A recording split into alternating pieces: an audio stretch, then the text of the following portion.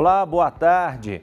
A paróquia Santa Dulce dos Pobres, no aglomerado da Serra, é composta por 9 comunidades de fé. Uma delas desenvolveu um mural para homenagear a padroeira. A arte se destaca no bairro São Lucas, na região centro-sul da capital. No mural, a imagem de Santa Dulce dos Pobres, brasileira que dedicou a vida a servir Jesus Cristo e ao cuidado com os mais necessitados.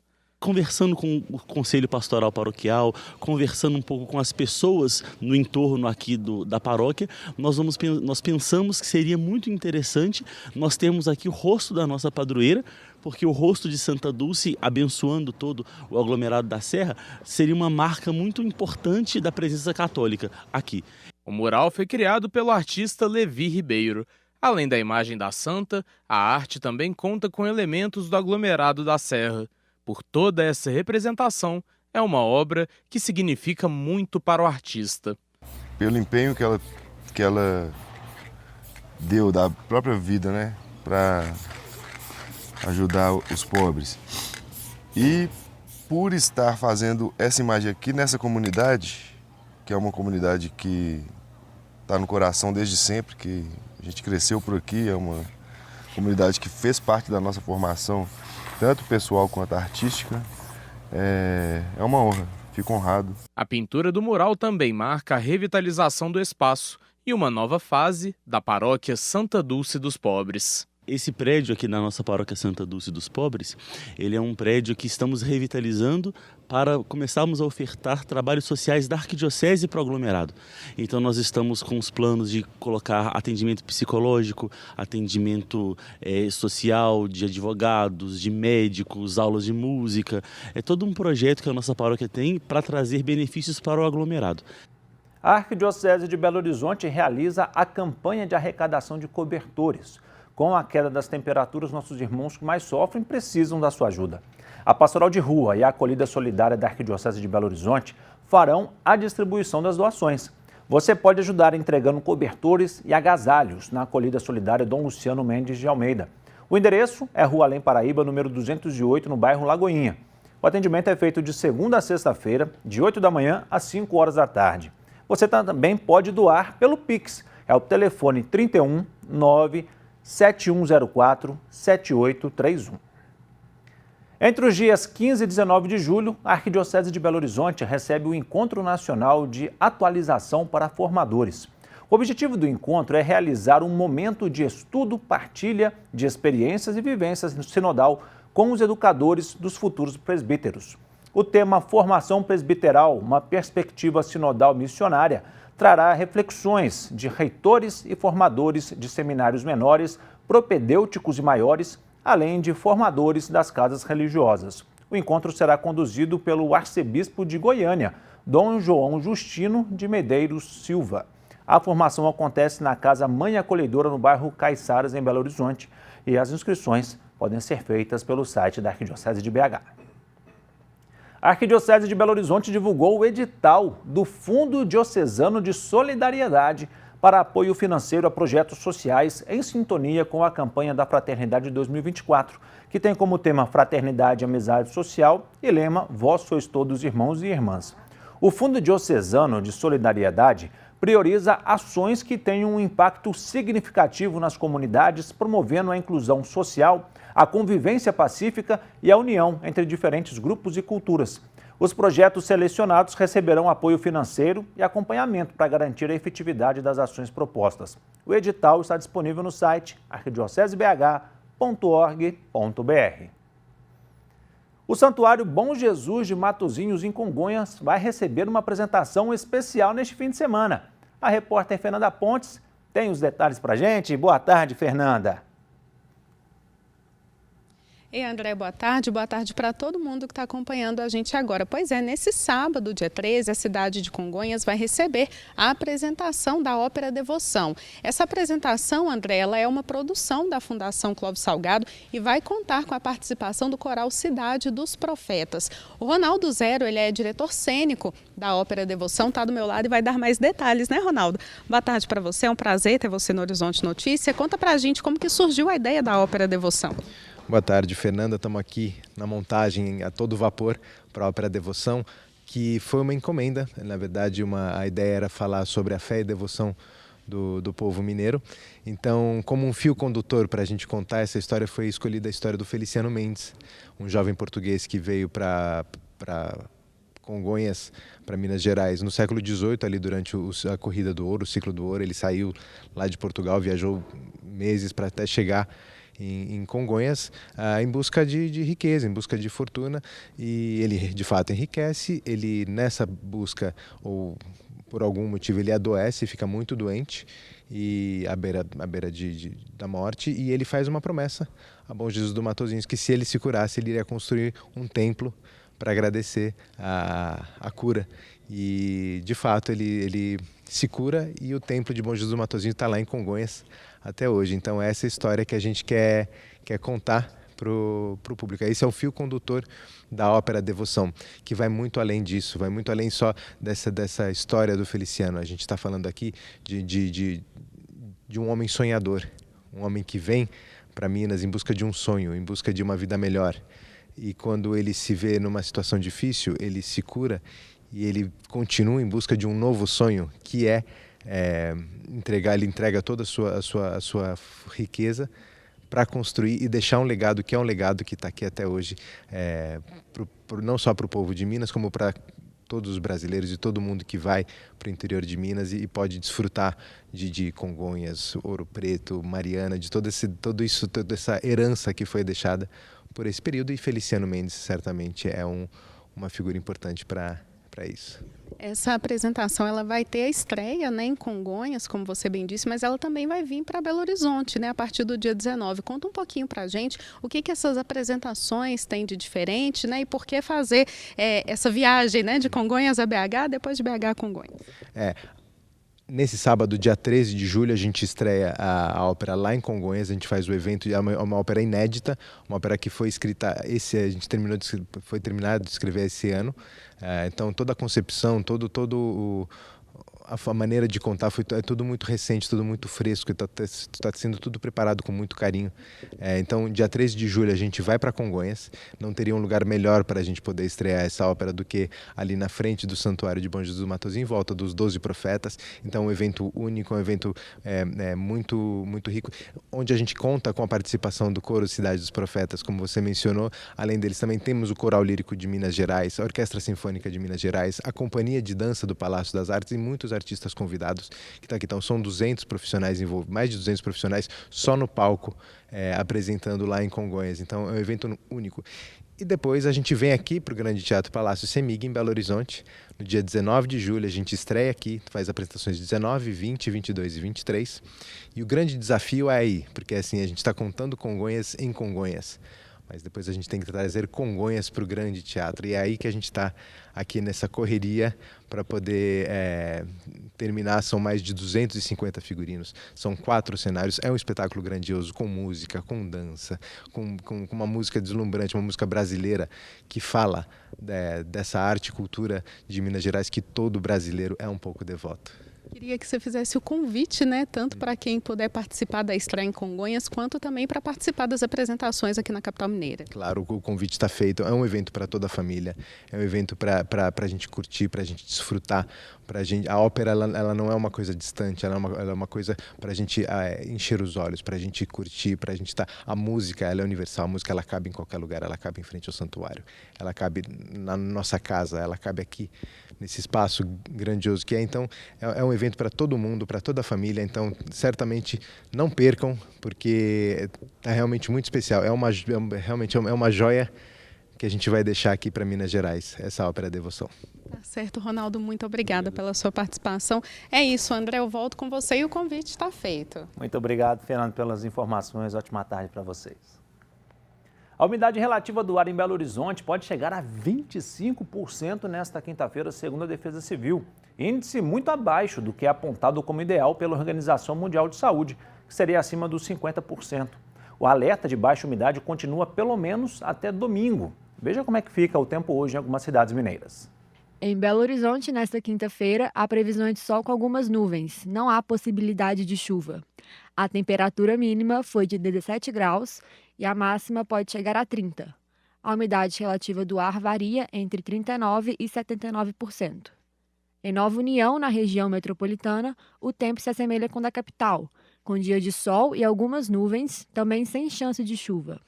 A temperatura mínima foi de 17 graus e a máxima pode chegar a 30. A umidade relativa do ar varia entre 39% e 79%. Em Ubá, na zona da mata, o tempo fica quente, com dia de sol e a presença de algumas nuvens. A mínima foi de 17 graus e a máxima pode chegar a 33. A umidade relativa do ar varia entre 42% e 85%. A Prefeitura de Santa Luzia, na região metropolitana de Belo Horizonte, exonerou o secretário municipal de obras, Bruno Márcio Moreira Almeida. A decisão foi tomada após a Secretaria de Obras ser alvo de uma operação do Ministério Público de Minas Gerais, que investiga um esquema de fraudes na pasta. O coordenador de infraestrutura viária de Santa Luzia, o Edson Espíndola Xavier, também foi exonerado. 13 mandados de busca e apreensão foram cumpridos contra Bruno, a esposa dele, além de 2 fiscais municipais de obras e empresários. São investigados os crimes de peculato, corrupção passiva e lavagem de dinheiro. De acordo com o Ministério Público, as apurações sobre os crimes começaram a partir de indícios de enriquecimento ilícito do secretário municipal de obras, que apresentava evolução patrimonial incompatível com o cargo que ocupa. Futebol, o Cruzeiro venceu o Grêmio fora de casa pelo Campeonato Brasileiro. Cruzamento da esquerda e o Ramiro abriu o placar de cabeça, fazendo valer a lei do ex. O Arthur Gomes fez o segundo batendo de fora da área. O resultado colocou o Cruzeiro na 6ª colocação da tabela. Hoje, às 9h30 o Atlético recebe o São Paulo na Arena MRV. O Galo vem de 2 derrotas seguidas e está a 3 jogos sem vencer. E foi aprovada na Assembleia Legislativa a proposta de emenda à Constituição que prevê gratuidade no transporte público nos dias de eleições. O texto segue agora para a sanção ou veto do governador Romeu Zema. A gratuidade incide sobre o transporte coletivo municipal e metropolitano. Caberá ao Estado arcar com as despesas utilizando recursos orçamentários no prazo de até 60 dias após a prestação de serviço.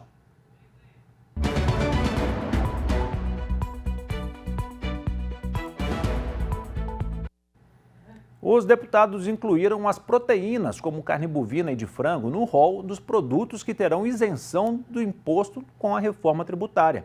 A discussão agora será feita no Senado Federal. Assunto para o cientista político Malco Camargo. Muito se discute em Brasília, hoje e nos próximos dias, sobre os itens da reforma tributária.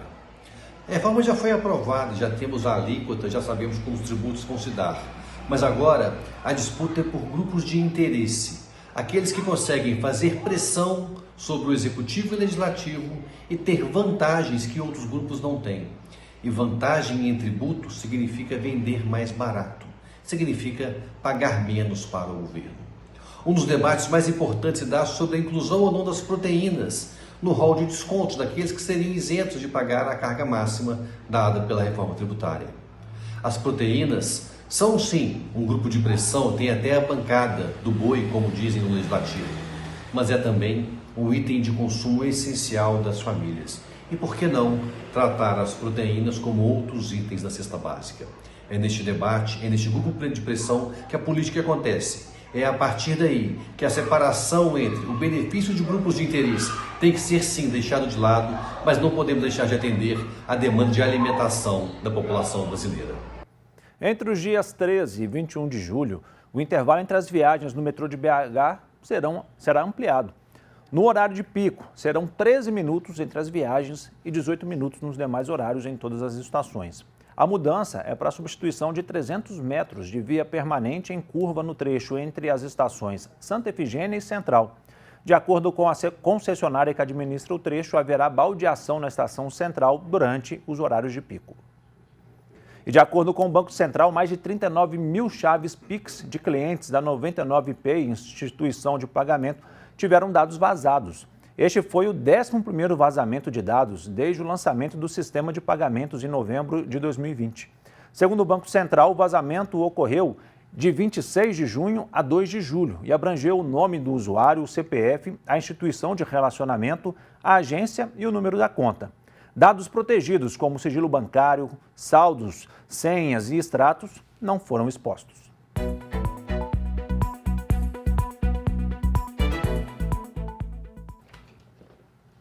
Quando o cidadão insere algum dado incorreto ou sonega informações na declaração de imposto de renda, ele pode cair na malha fina.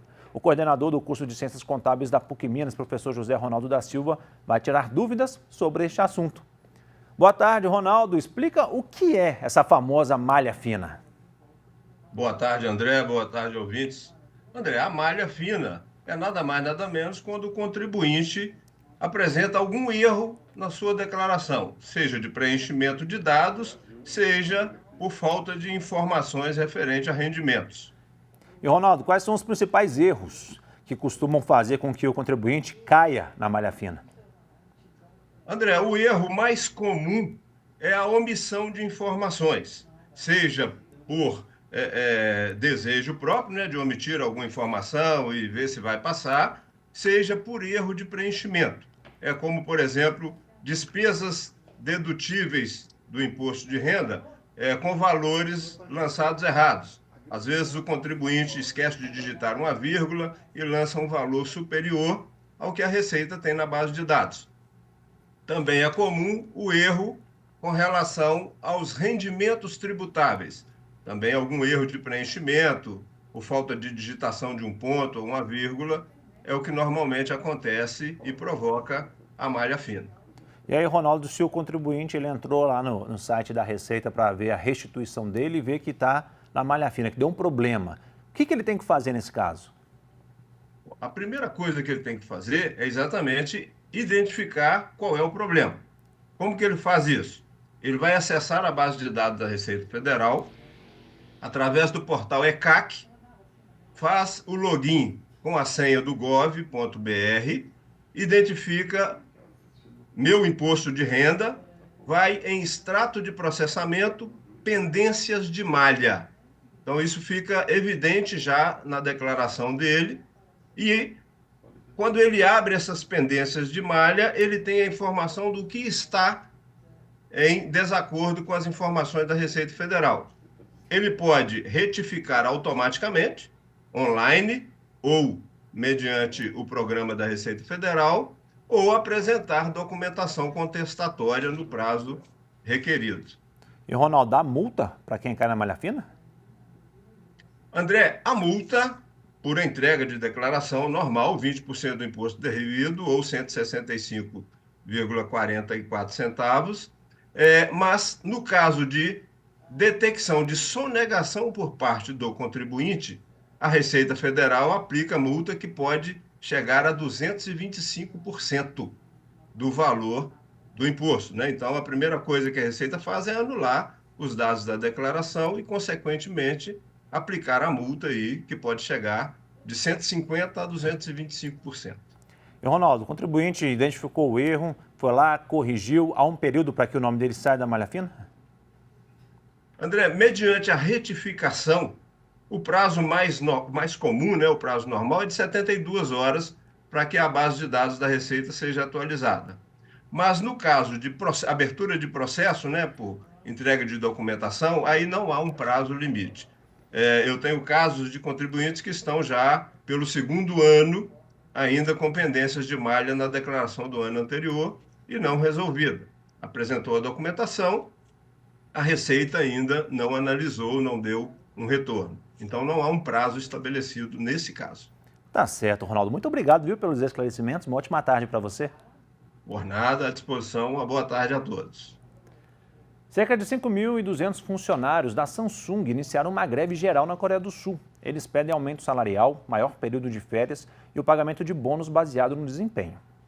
Trabalhadores do grupo de tecnologia sul-coreano Samsung iniciaram nesta segunda-feira uma greve geral. Cerca de 5.200 funcionários se reuniram diante da fábrica de semicondutores da empresa ao sul de Seul.